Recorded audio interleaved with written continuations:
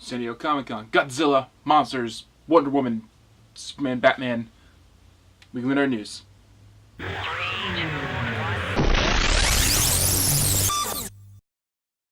San Diego Comic-Con just happened. Let's talk about some cool things. Wonder Woman, her costume was revealed for the Superman, Batman, Justice League cash-in Marvel movie, and it actually looks pretty boss to me. It's a cool update to the costume. It does take a lot to go, let's redesign this, let's take a look at it, and I think they nailed it pretty good. But one thing to me is she looks like Xena, or at least not her, the costume itself looks like Xena to me.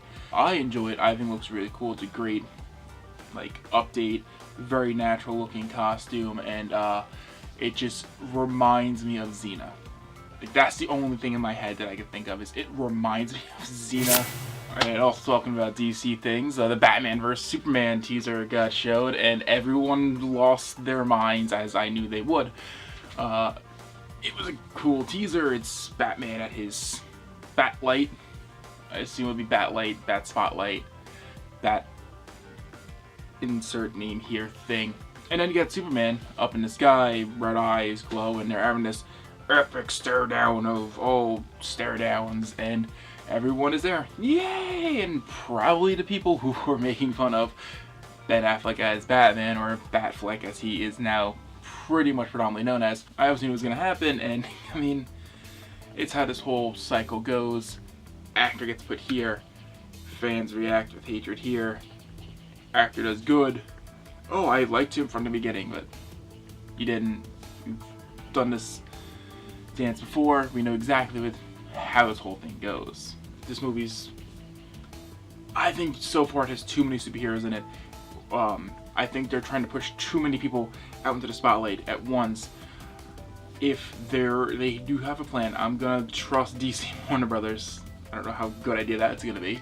I'm gonna try and trust them to actually do good and give a coherent script to introduce all these characters. Maybe not have all of them be superheroes in this movie, but introduce them into the forefront and then go, okay, they're introduced, now let's roll with it.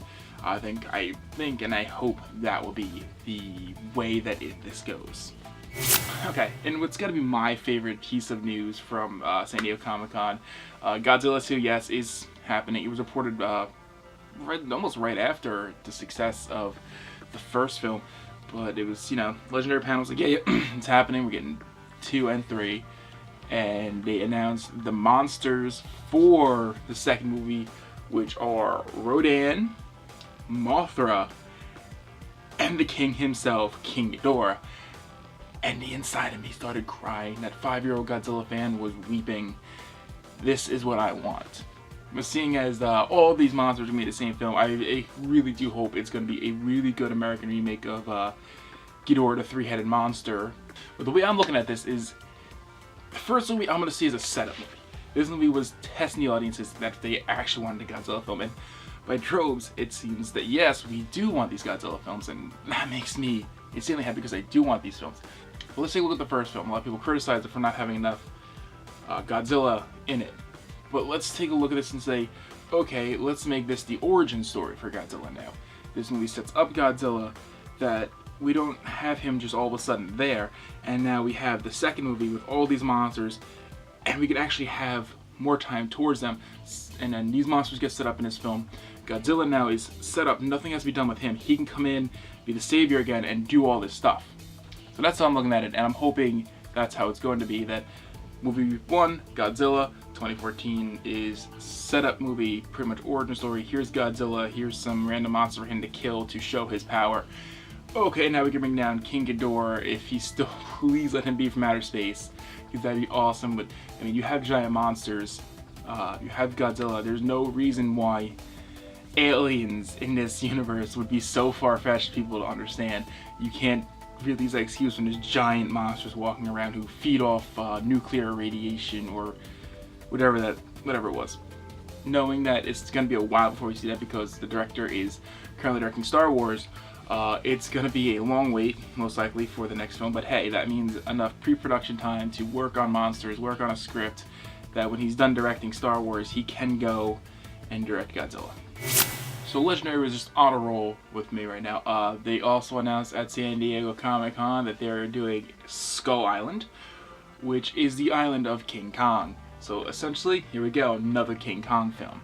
Legendary, you now have the power. You can do what is right for us. And you know what I'm talking about. The remake of all remakes. The rematch to end all rematches. The one-on-one showdown we need a remake of. King versus King. Godzilla versus King Kong. Do it!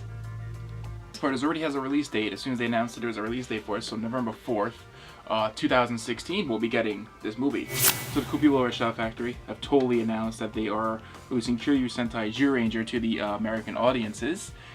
This will be the first time any Super Sentai series will be released in America officially. There's some stores where you can go and buy import DVDs and stuff, but it's going to be done by an American company. Just seeing what they do with the show, how they package it, and if it gets bought enough, maybe they'll release more Sentai series. Maybe they'll move on to Kamen Rider or something like Garo. More new Ultraman series will come out here, and just, it opens a door to say, hey, if people buy this, we'll do more, hopefully. So really cool. Sam Raimi has announced that he's working with Bruce Campbell on a Evil Dead TV show. Yes. Hopefully there'll be a really cool series with crazy adventures starring Ash. All the stupid things that you can get into in this series. If you look back at the 3 movies, I didn't get to see the one that just came out recently.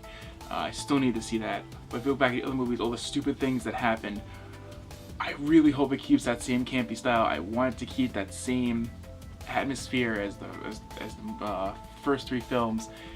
If they can keep that same dark, black comedy style, I think the TV show will be amazing. Alright, well that's it for this week. That was the whole San Diego Comic-Con post-news show thing. Next week is Otakon. I will definitely be down there. I can't wait to be down there. I love Otakon every year. I will have a video up before I go, hopefully, depending on how much pre-packing and all crazy stuff that goes on beforehand. I have a couple video ideas in mind for down there, so keep watching the channel. I'm going to try and post at least one video while I'm down there. So keep watching, hit subscribe, hit like, share it, all that jazz. You know what to do.